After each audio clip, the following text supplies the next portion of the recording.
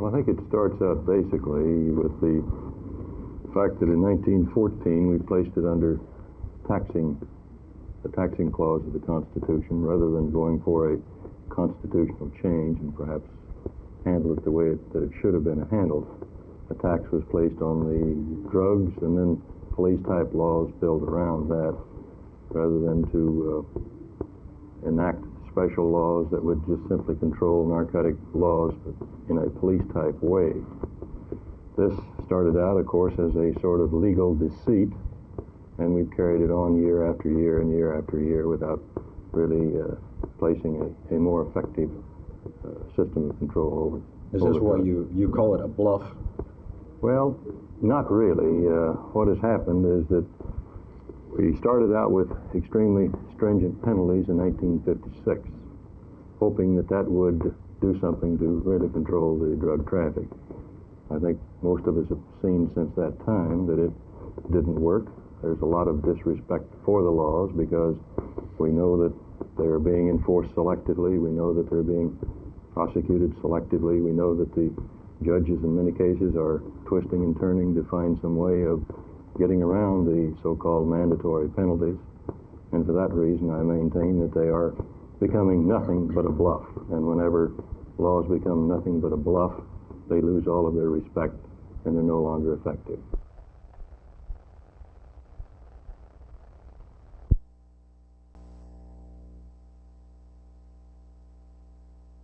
Regardless of the final disposition of this brick building, it will remain a symbol of the assassination of the 35th President of the United States. The 6th floor has been dark and empty since 1963, but today Channel 8 news cameras were allowed to probe the musty interior. In recent years, only loading pallets have been stored here. The view from the corner window has changed little in 7 years. Dallas Oil man Colonel D. Harold Byrd, principal owner of the building, has had many offers to capitalize on the assassination, but has steadfastly refused to sell the structure until now. We asked him why he decided to sell the building. Well, on the 24th of this month, that's just a few days off now, I'll be 70. And I've worked pretty hard all my life, and what little I've saved up and acquired, I'd like to take it a little easier from now on and spend a little more time fishing. I'm diversified in a lot of different things, and I'm selling some of my real estate right now. I would like to see it put to some commercial use rather than to monument.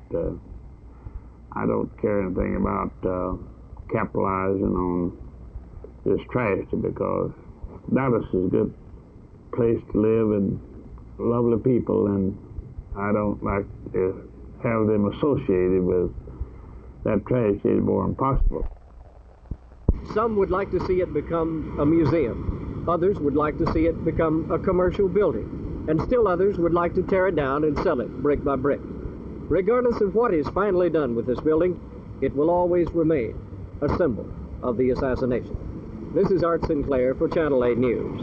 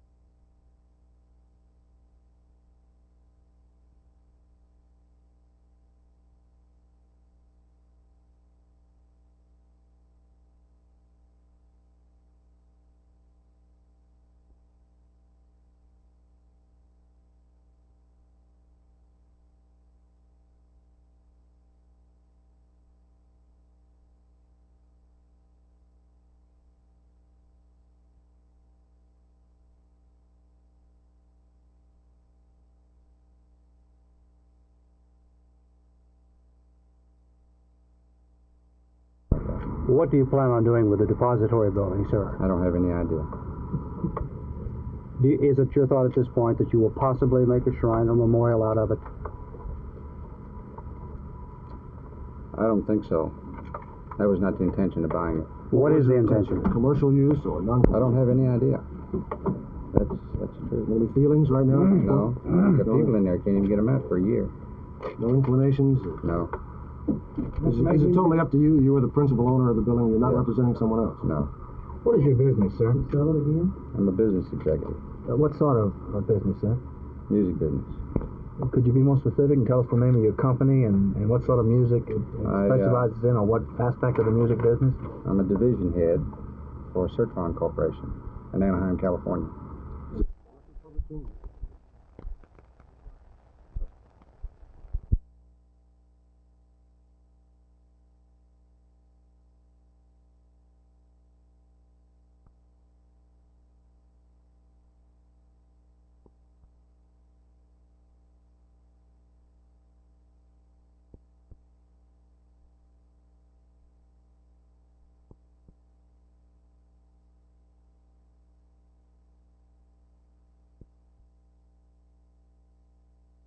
To help solve the immediate problem, and this is one thing that we have to pay attention to. We have a lot of long-range programs in the mill that will take time to develop, but as far as the problem at hand is concerned, I think we have to drive very hard at the sources of drugs, whether those sources are in this country or whether they're outside of the United States. And this means gaining better controls, for example, over the pharmaceutical manufacturing firms within the United States, which present pending federal legislation will do. Outside of the United States, it means negotiating with foreign governments in an effort, at least the governments of those countries which represent the sources of drugs for this country, to bring about stricter controls over the sources of the substance that is causing us problems.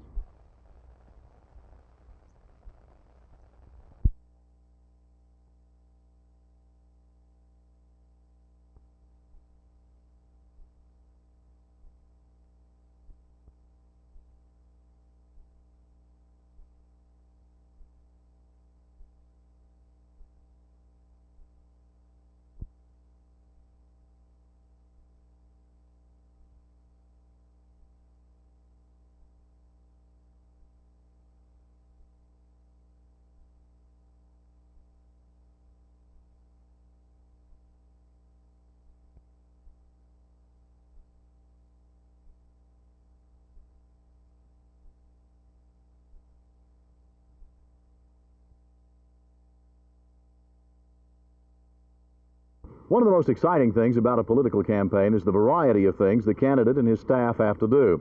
We followed Lloyd Bentsen before. You've been with us as we went to McAllen, Reynosa, down in the lower Rio Grande Valley. He believes his strength is in South Texas, and he's concentrating a lot of effort here. As you can recognize, that's the Alamo behind me. Directly across Bonham Street in front of me now is the Crockett Hotel. That's where Bentsen is getting in some of that variety. He talked to the San Antonio JCs at a noon luncheon today. And when I get along the borders of Texas and I look at my Mexican-American friends, I don't really look at people as Mexican-Americans or Anglo-Americans or bilingual Americans or hyphenated Americans. I look at men who are Americans who have fought, bled, and died for this country. And when I see groups who want to unite a race to fight against other people, who want to pit one race against another, I basically disagree with this. I think this is wrong. I think this tears apart our people, and this wasn't what our great country was built on. I want to go up there to represent all of the people of this state. I don't want to go up there just to represent the whites, just to represent the blacks, just to represent the professional man, just to represent the laboring man. I want to try to represent all of the people of this state. I think that's the obligation, and I think that's the job of a concerned United States Senator. And that's the kind of representation I would give.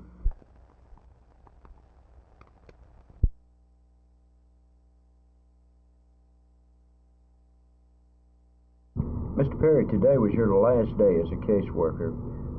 Why did you resign?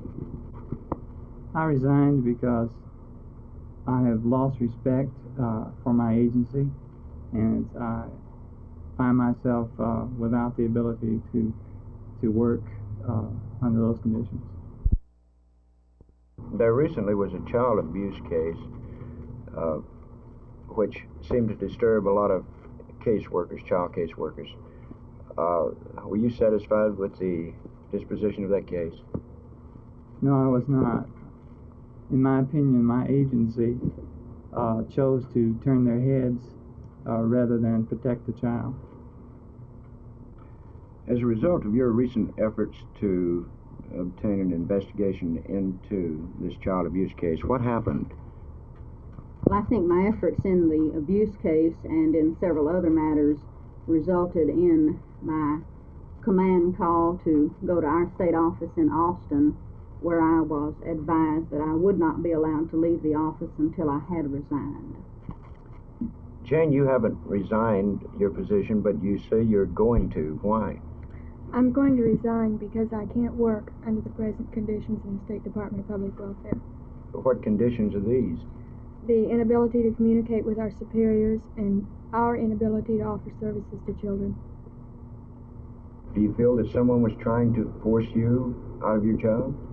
I feel like the administration there now would like the experienced workers to leave, the ones that don't go along with the way that they're running things now. Why? Why would they want the experienced workers to leave? Well, they had a situation similar to this in Houston where the whole staff walked out, and they feel like it's run very smoothly now because they have new people that can go along with their policies that don't know the way that it has been done, and it's been good in the past.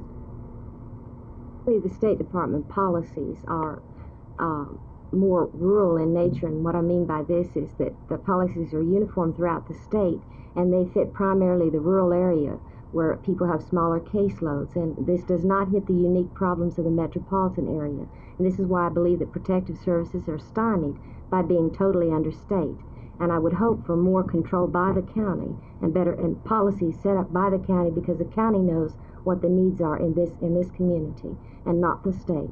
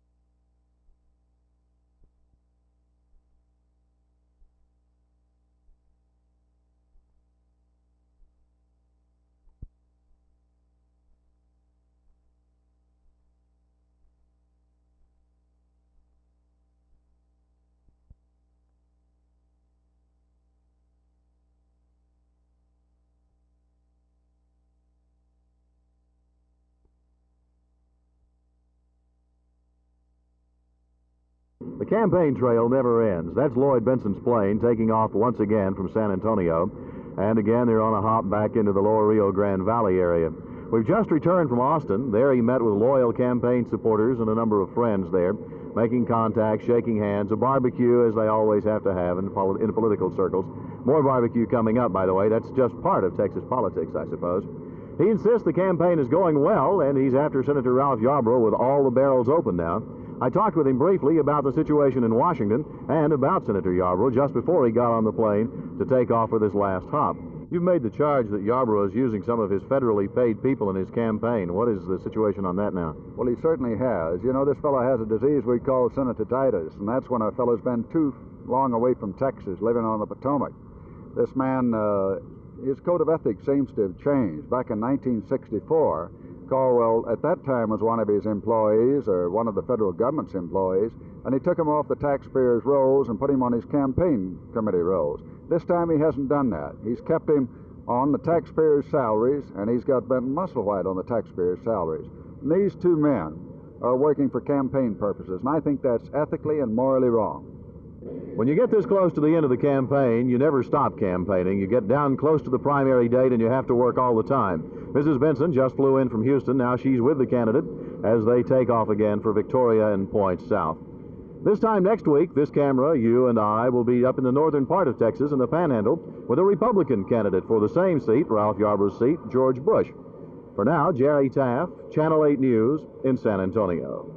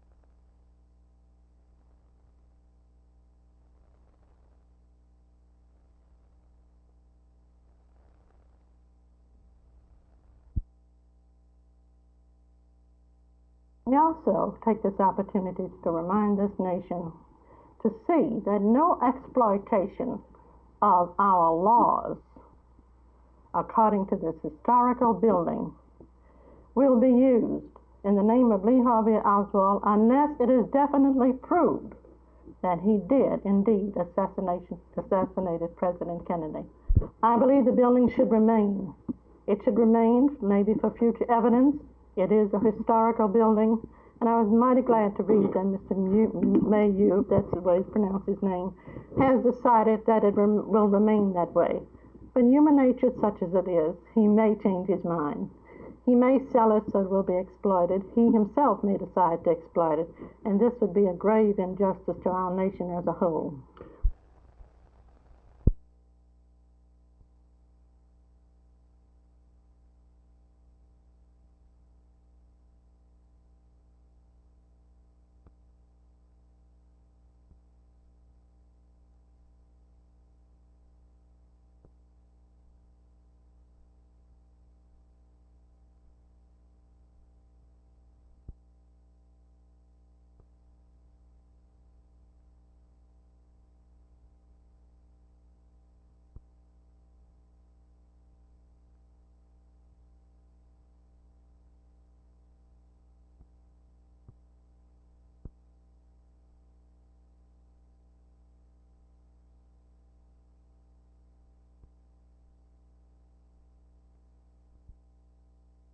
We've set them, and now we're in the area of what's being done about them. And those who must do it are, if you please, the professionals. The head of the park department, the head of the medical services, the police department, and it's in that area where if we're to accomplish the goals, then we need, in effect, an annual report. What's being done and what accomplishments have been made. So that's our responsibility this fall. Now we look upon this not as a confrontation where we take the superintendent of the schools and get him up there and say, why haven't you done this? It's that he would give a report of his stewardship as related to these goals and to tell the people what he's done, and if he's not accomplished this, the reasons why. Money, other things that might not enable him to accomplish it, or set a timetable on it.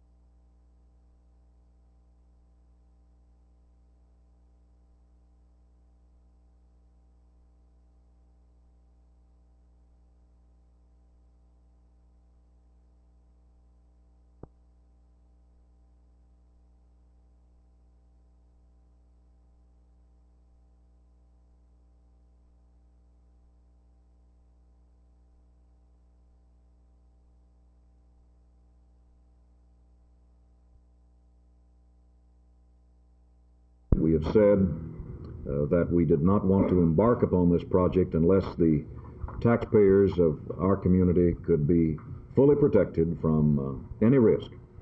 And of course, we're just as firm in that position today. We have been unable as yet, however, to gain a tax-exempt ruling from the Treasury Department for such revenue bonds. No doubt we eventually could gain such approval, because what we're asking is only right and proper. But we are running out of time, both on our option to purchase the land, we've discussed that earlier, and our hope to open the Sea Life Park by next summer, and to have Turnpike Stadium expanded for football this fall.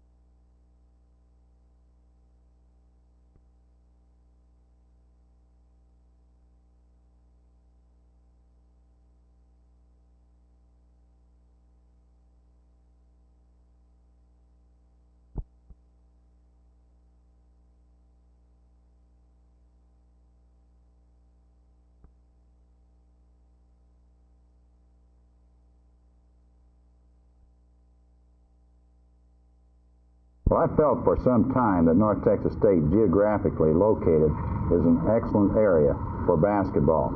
A few years back, perhaps Texas basketball wasn't quite so good, but here in recent years, it's really come along. And I think I think there's more and more people becoming aware of this. In fact, some of the better basketball players, high school basketball players in the nation, are located right here in Texas at the present time. And I think that North Texas State is probably as well located as any school in the state of Texas for recruiting some of these young men.